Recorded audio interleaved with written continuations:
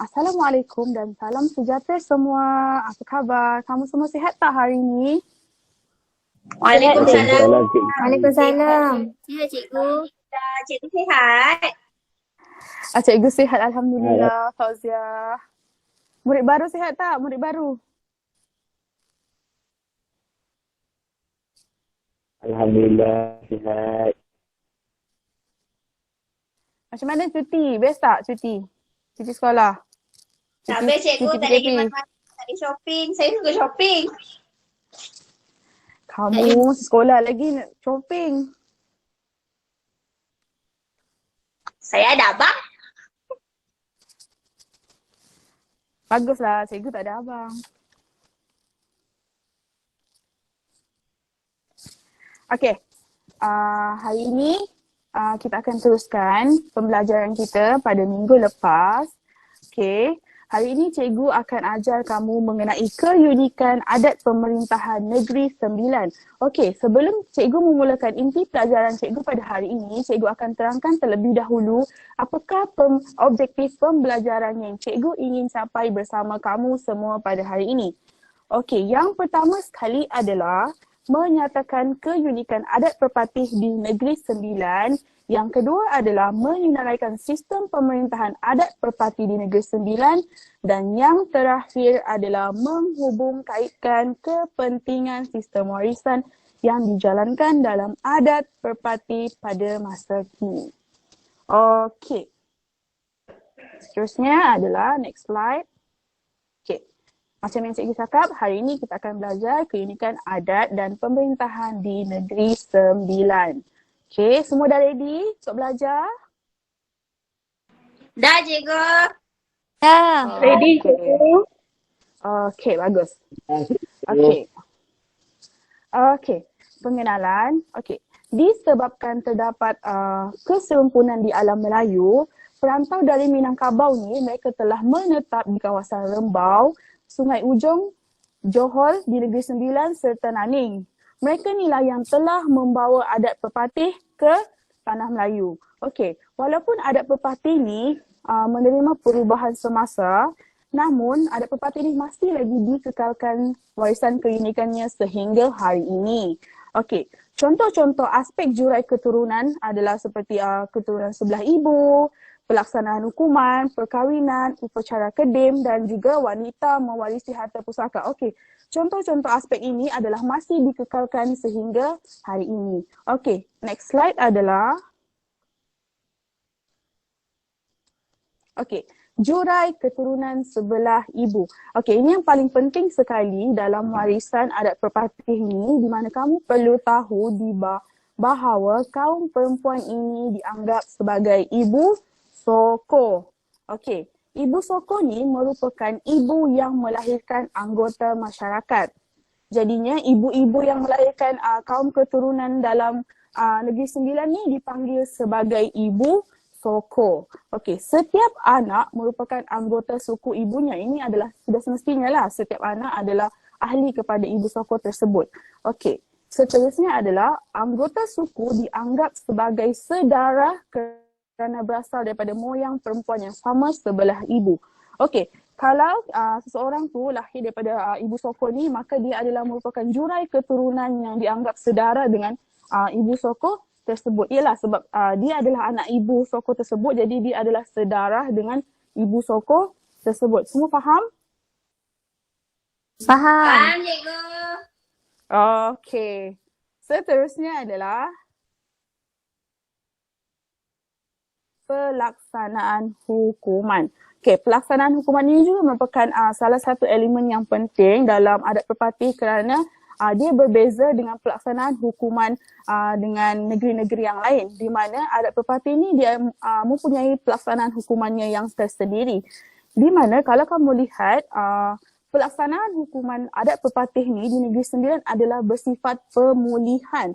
Dia bukannya menghukum dan menjatuhkan hukuman semata-mata, tetapi hukuman yang diberikan kepada seorang pesalah tu adalah untuk menjadikan ia lebih baik, memulihkan dia punya akhlak. Okey, dia akan setiap hukuman yang diberikan tu, dia akan memberikan pertimbangan agar pesalah tersebut boleh berubah menjadi lebih baik.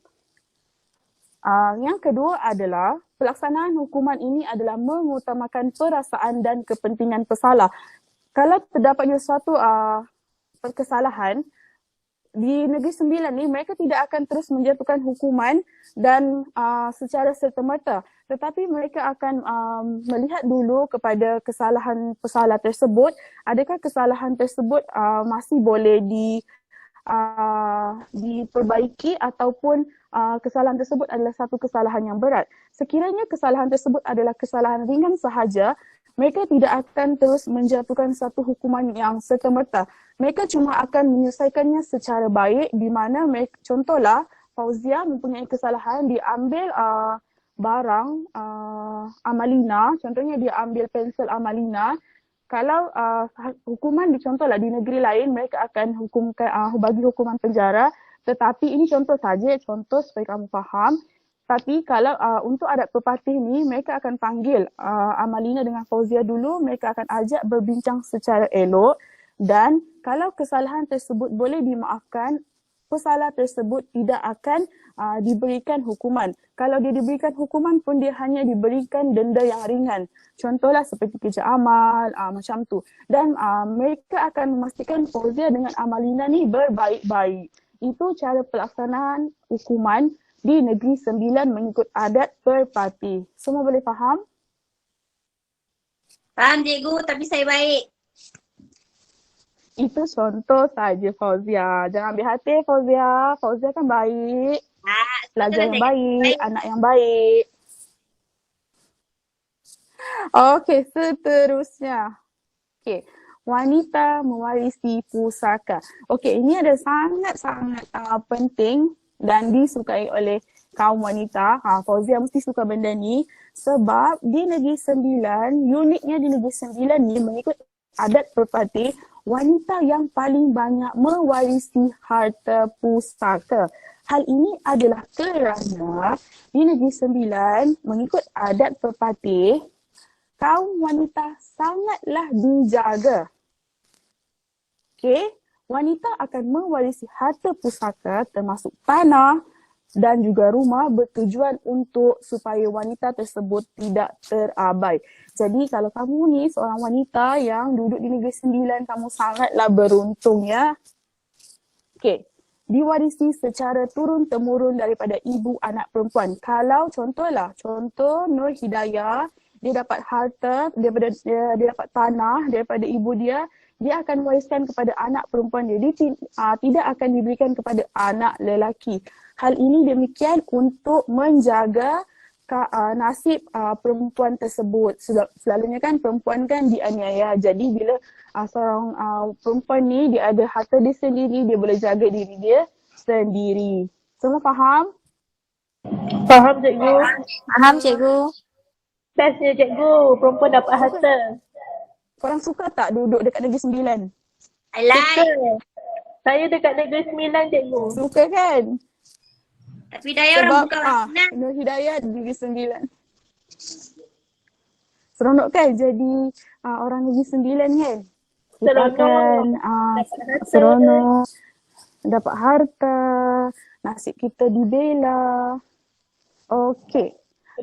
Seterusnya adalah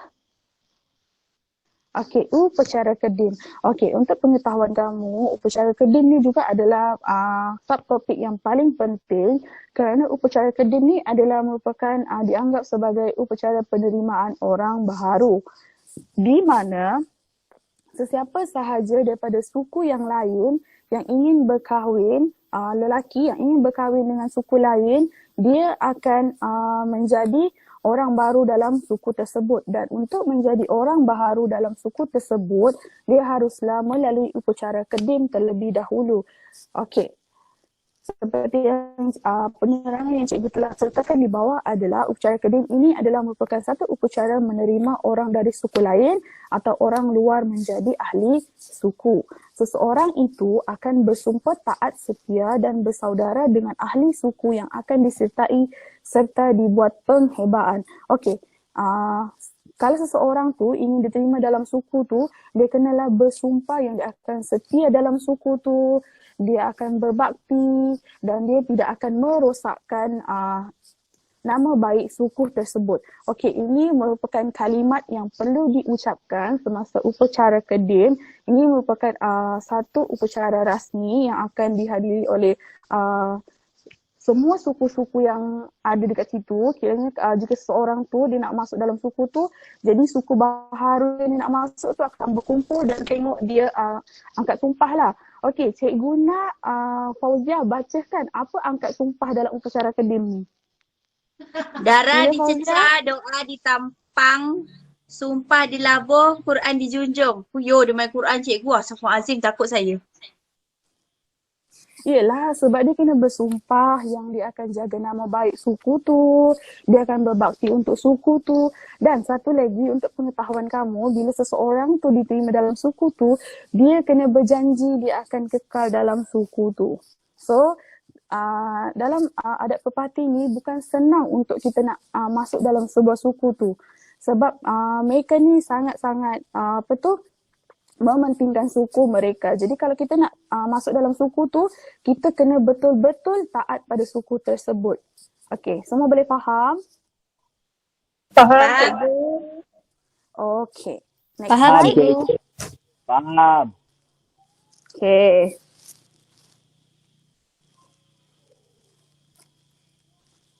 Okey, perkahwinan. Okey, ni pun salah satu subtopik yang penting di mana perkahwinan ni dekat sinilah kamu nak tengok macam mana seseorang tu masuk dalam suku yang baru. Okey, untuk pengetahuan kamu, perkahwinan sesama suku ni adalah tidak digalakkan. Okey, mereka tidak galakkan sebab dia punya suku tu tak berkembang lah nanti kan.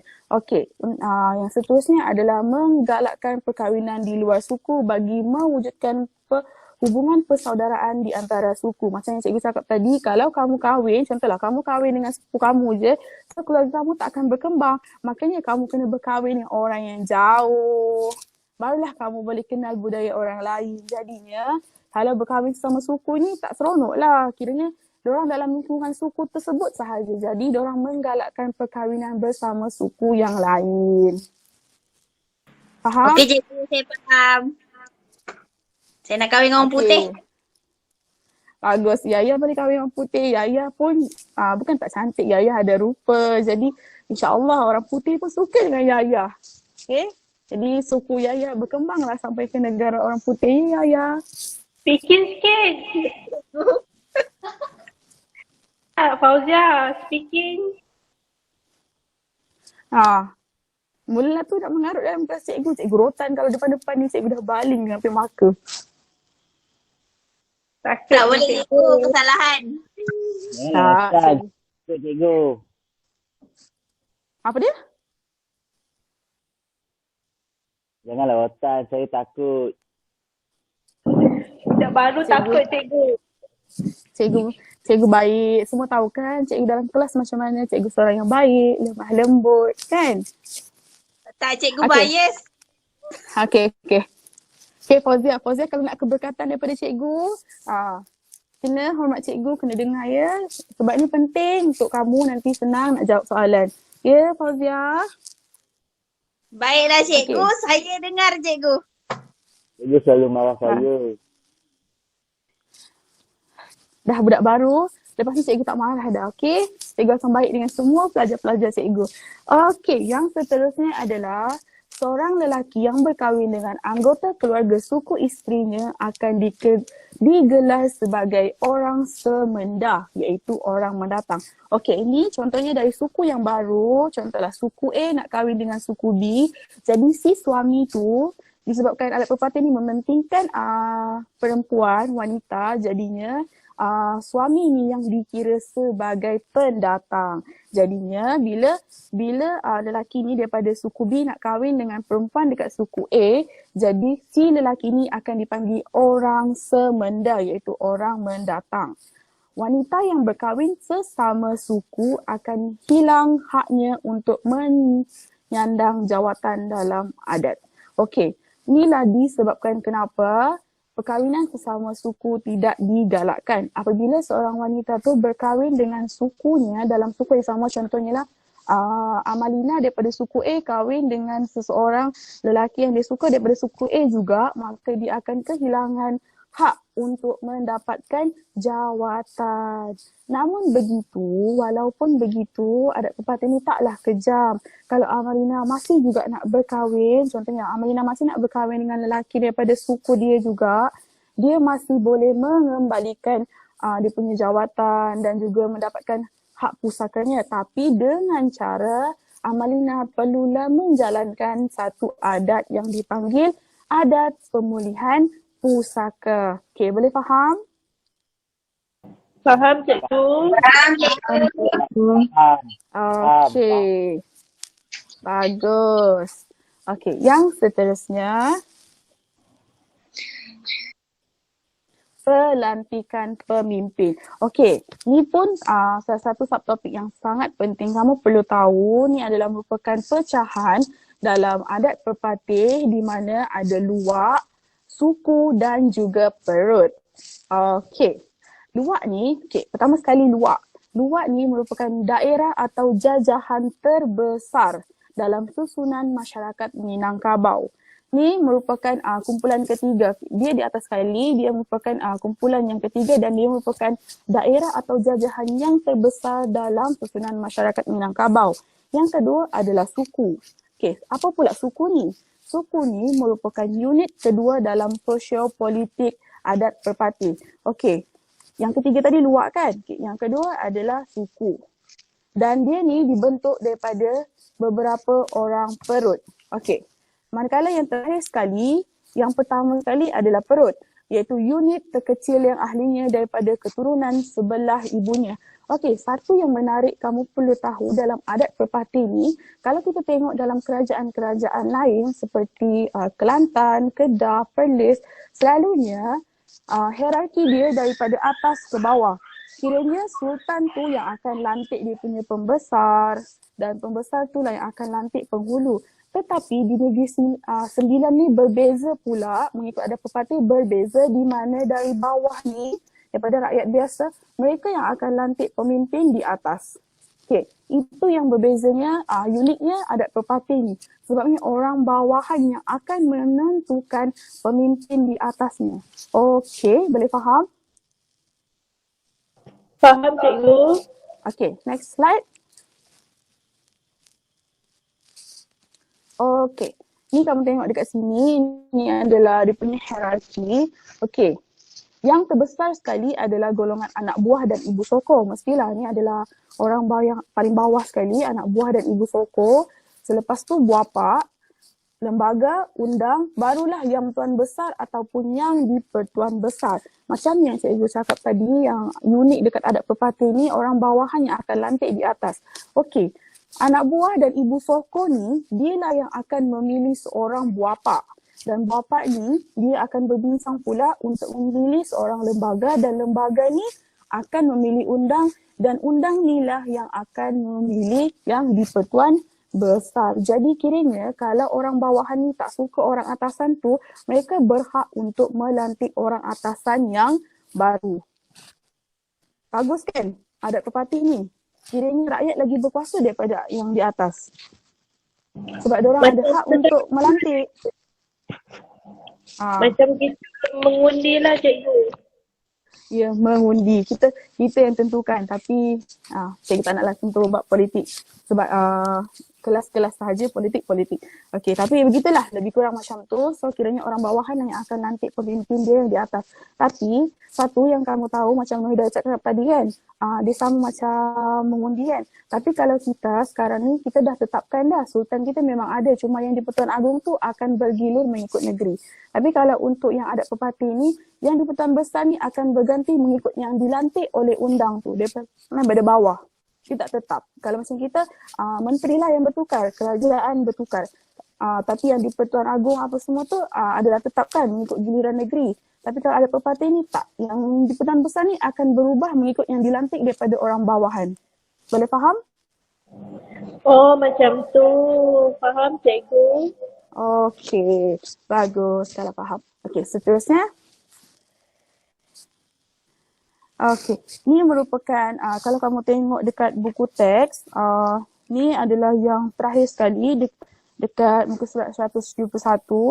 Yang ni merupakan jawatan-jawatan dalam adat pepatih lah, sistem pemerintahan dia dan apa dia punya fungsi-fungsi.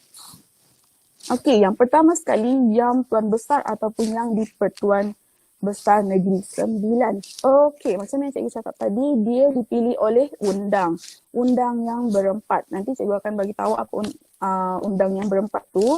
Okey, tugas dia adalah menjadi ketua negeri dan juga menjadi lambang kesatuan dan persekutuan. Jadinya yang di-Pertuan Besar ni lah menjadi lambang kesatuan. Sebab kalau tak ada kesatuan dekat bawah, mereka tak bersatu padu, macam mana nak lantik orang atasan kan? Betul kan? Betul cikgu. Betul cikgu. Okey, jadinya apabila seorang yang di-Pertuan Besar ni telah dilantik, makanya telah wujudnya satu persetujuan daripada orang bawahan. Okey, seterusnya adalah undang. Okey, undang ni merupakan ketua luar yang dilantik oleh lembaga. Okey, undang ni pun dilantik oleh orang bawahan dia iaitu lembaga. Okey, undang yang empat ni adalah, okey, kamu boleh tengok dekat sini apa undang yang empat tu. Undang yang empat tu adalah Undang Sungai Ujong, Undang Jelebu, Undang Johor dan juga Undang Rembau. Undang yang empat ni berkerapatan bagi memilih seorang yang layak dari keturunan Yang Tuan Radin untuk menjadi Yang Tuan Besar atau Yang di-Pertuan Besar. Macam cikgu cakap tadi, undanglah yang bertanggungjawab dalam memilih yang di-Pertuan Besar. Tapi yang di-Pertuan Besar ni bukannya dilantik daripada golongan macam rakyat, macam Ibu Soko ke apa, tak. Dia akan pilih salah satu daripada jurai keturunan Yang Tuan Radin untuk menjadi yang di-Pertuan Besar ataupun Yang Tuan Besar. Faham? Faham cikgu. Faham Yes. cikgu. Walaupun undang yang memilih yang di-Pertuan Besar, tetapi mereka harus memilih daripada jurai keturunan Yang Tuan Radin. Okey, seterusnya adalah lembaga. Okey, apa lembaga ni? Lembaga ni merupakan ketua sesebuah suku yang dilantik oleh buapa. Okey. Untuk lembaga ni, lembaga lah juga yang akan melantik undang dan juga penghulu. Apa tugas-tugas lembaga ni? Okey, yang pertama sekali, tugas lembaga adalah untuk menjaga keselamatan dan juga keamanan. Okey, kalau sekarang kan, siapa yang menjaga keamanan dan keselamatan negara kita? Polis. Okey, so kiranya kamu boleh tengok lembaga ni lebih kurang macam Laksamana. Dia yang menjaga keselamatan, keamanan. Kalau dulu-dulu Laksamana lah kan yang kira macam polis, askar kan. Jadi kiranya lembaga tu macam tu. Cuma nama dia dekat Negeri Sembilan ni mengikut adat pepatih adalah lembaga. Okey, selepas itu dia juga menyelesaikan pertelingkahan di antara suku. Kalau ada suku yang bergaduh, maka lembaga inilah yang akan dipanggil untuk menguruskan hal tersebut dan menyelesaikan pergaduhan tersebut. Salah satu lagi tugas seorang lembaga ni adalah untuk menguruskan pembahagian harta pusaka. Okey, semua faham? Boleh ikut tak apa yang cikgu cakap? Boleh cikgu. Boleh cikgu. Boleh cikgu. Okey, bagus. Cikgu suka pelajar-pelajar cikgu sebab semua ni bijak-bijak. Okey, yang seterusnya yang terakhir adalah buapa. Okey, apakah buapa ni? Okey, buapa ni adalah merupakan anak buah dalam perut yang akan melantik seorang ketua. Okey, silap. Okey, anak buah ni dia adalah dari golongan Ibu Soko. Maaf ya cikgu silap. Okey, anak buahnya adalah daripada golongan Ibu Soko. Dia inilah yang akan melantik seorang buapa. Okey, jadi buapa ni tugas dia adalah menjadi ketua rujukan dalam aspek yang berkaitan adat dan juga hukum. Okey, kiranya kalau ada siapa-siapa yang muskil pasal adat dan juga apa-apa hukuman pasal satu dalam adat pepatih itu, maka diorang akan merujuk buapa. Okey, itu adalah tugas-tugas buapa. Okey, yang terakhir sekali di hierarki yang di bawah sekali iaitu Ibu Soko. Okey, Ibu Soko ni tugas dia adalah untuk mengetahui, memahami dan menghafal adat asal usul kelompok kekeluargaan yang diwakilinya. Jadi ibu soko ni lah yang harus tahu dia punya jurai keturunan sebab dia akan terangkan dengan dia punya anak-anak buah. Okey. Ibu soko ni dia terlibat secara langsung dalam pemilihan dan pelantikan bu bapa dalam kelompok yang diwakilinya. Okey, contoh dalam satu kelompok tu dia nak lantik bu bapa, jadi ibu soko tu dia kena ada dekat situ. Okey, kalau kamu tengok dekat bawah sekali, jika tiada ibu soko, semua peringkat pelantikan pemimpin di Negeri Sembilan tidak boleh dilakukan. Jadinya, ibu soko ni amatlah penting kerana ibu soko ni dianggap dialah yang menyebabkan jurai keturunan tu bertambah. Jadi ibu soko ni sangat-sangat dihormati. Kalau ibu soko ni misalnya ada urusan, dia tak hadir dalam pelantikan tu, maka pelantikan tersebut ditangguhkan. Kamu nampak tak betapa peranan wanita dalam kalangan adat pepatih ni sangat penting? Nampak cikgu? Dah lah harta pun berpihak kepada ibu soko, semuanya dekat perempuan. Kalau ibu soko ni tak ada pun, pelantikan yang dekat bu bapa tu tak boleh. Kalau bu bapa ni tak dilantik, macam mana lantik yang lagi atas? Jadi ibu soko ni merupakan tunjang yang sangat penting dalam adat pepatih. Okey, itu sahaja yang cikgu nak ajarkan pada hari ini. Macam kelas yang seterusnya, cikgu terus bagi kuis secara langsung kan? Tapi untuk kali ini, cikgu tak bagi kuis secara langsung. Sebabnya cikgu nak menggunakan penilaian dan pentaksiran yang baru. Jadi cikgu akan bagi kamu kerja rumah khas. Cikgu akan bagi nanti Google Docs untuk kamu jawab. Okey? Semua faham? Okey, cikgu.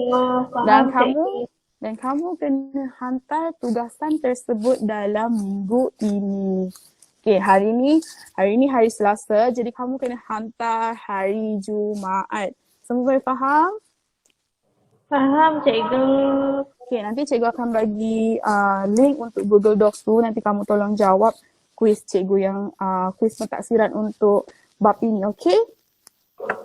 Okey, cikgu. Okey, semua faham? Faham. Okey, sekian saja kelas kita pada hari ini. Cikgu nak seorang bagi rumusan apa yang kita pelajari pada hari ini. Nur Hidayah? Cikgu nak Nur Hidayah bagi rumusan apa yang kita belajar hari ini. Kita belajar tentang keunikan adat pepatih, cikgu. Jurai keturunan sebelah ibu penting sebab dia melahirkan waris. Betul tak, cikgu?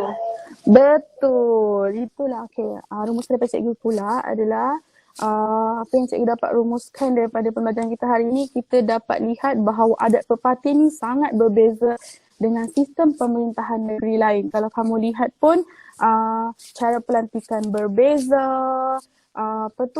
kaum yang jantina yang penting pun berbeza. Kalau kita tengok dekat kerajaan lain, kebanyakannya sangat mementingkan kaum lelaki. Tetapi kalau di Negeri Sembilan, mengikut adat pepatih, kaum wanita adalah yang paling penting. Jadi, marilah kita bersama-sama berdoa kita dilahirkan di Negeri Sembilan.